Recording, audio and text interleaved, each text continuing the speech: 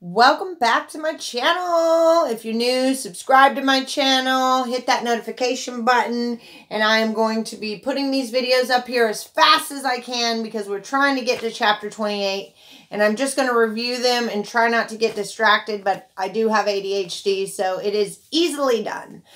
Chapter 10, the night before. It was Saturday, August 11th, and Shanann had 36 hours to live. Did she feel her life was almost over? The author says that research shows that people have no clue. Her friends saw that she was sick all weekend and throwing up. Her friends talked about how she wasn't herself and how she was down and not the fun-loving, usual Shanann that they all knew. She was normally the life of the party, but not this weekend.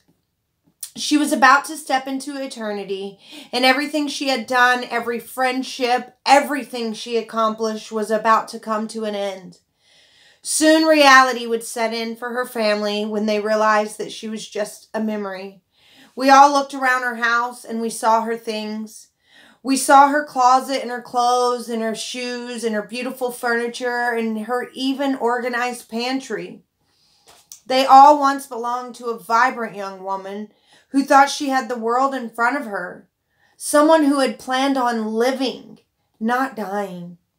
Shanann seemed to have touched the lives of so many people.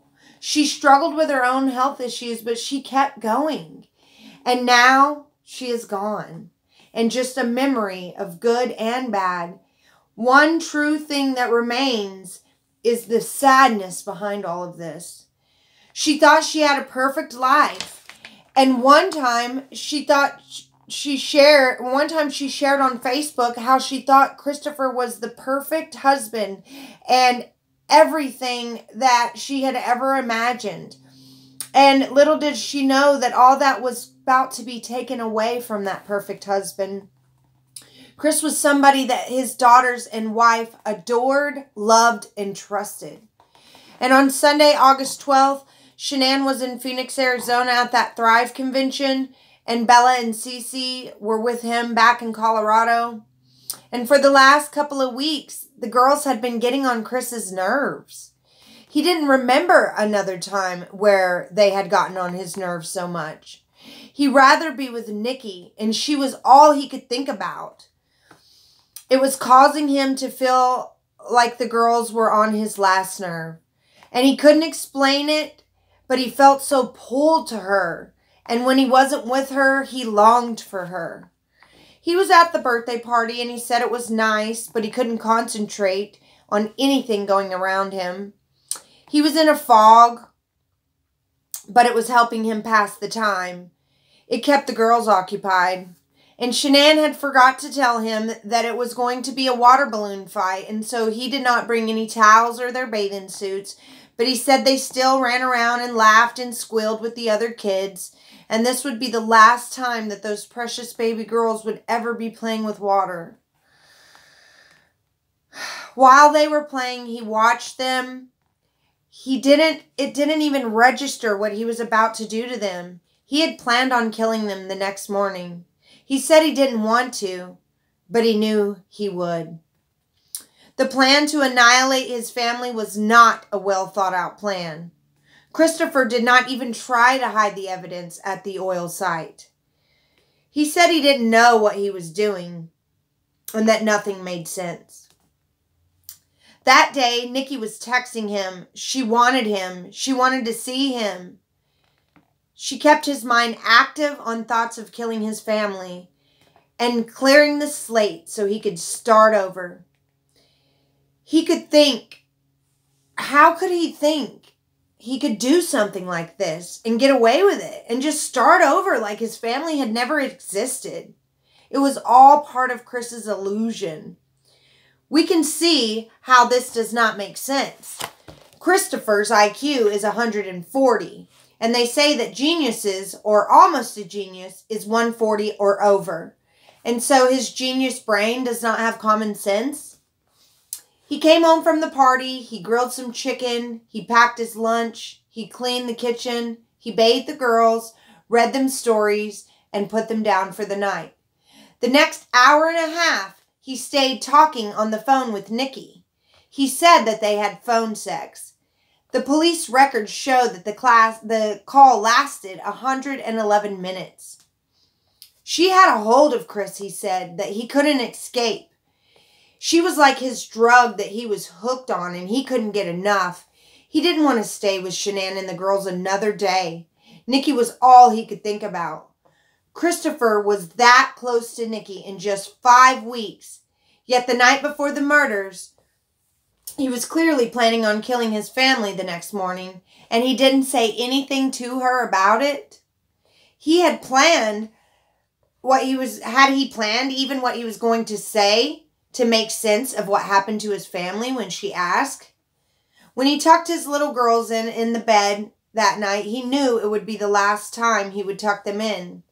He said he didn't want to be, but he knew it would. He keeps reiterating this. Wouldn't a person know that he can't create a life with someone and then just decide that they're bored and throw them away? The pain and destruction of divorce is awful, but none of that destruction is as bad as in killing your entire family. He has to be evil, because a man that can disregard his family has to be surrounded by darkness. As those babies slept that night, hopefully their minds didn't feel any different than any other night. Usually Bella went right to bed and stayed in their beds. Both of them did. But they had had an early nap that day and they were busy afterwards, so he felt like they should fall asleep quickly. However, Bella kept getting up and wanting to know when her mommy was coming home. And instead, he took those innocent lives of those little girls, and it made no sense at all. The 2 little girls that loved and trusted their daddy to protect them from harm. He was the one that actually took their lives. Christopher will be the first to tell you how senseless and unjust it is. Christopher says today if a friend had been there to tell him to come to his senses, wake up and stop this affair and get his life back, that he'd probably listened. No one knew about his affair. No one knew about his double life. So how could anyone have intervened? The morning of August 13th, he checked out in his mind and allowed his thoughts to entertain his fantasy and make it a reality. What inside of him had taken over? The monster growing inside of him needed to satisfy his craving for a human soul. It was too late. The most unbelievable and dark act was about to play out at 2825 Saratoga Lane in beautiful Frederick, Colorado. Shanann texted that her plane was delayed and she would be very late before she got home. Disappointing to Chris, he wanted to talk to her about everything, and he felt he had finally gotten the nerve up. He played it out over in his mind. He thought about it and his heart would race. He knew he was going to kill her. He did not want to, but why? If he didn't want to, why did he choose to anyway? Only imagine the conflict in his mind. Christopher, not who says that this is not who he has ever been, and he does know that now, that he does not know what could make him do such a horrible thing. To blame Shanann confused everything and made it worse. It was not fair to Shanann and his own family.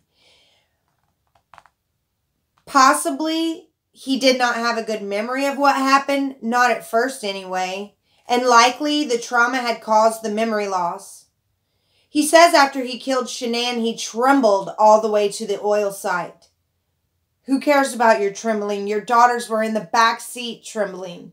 Let's talk about their trembling. He said that they held each other and comforted one another. But if they saw their daddy that they loved and trusted to protect them trembling for an hour all the way to the oil site, imagine what they were thinking.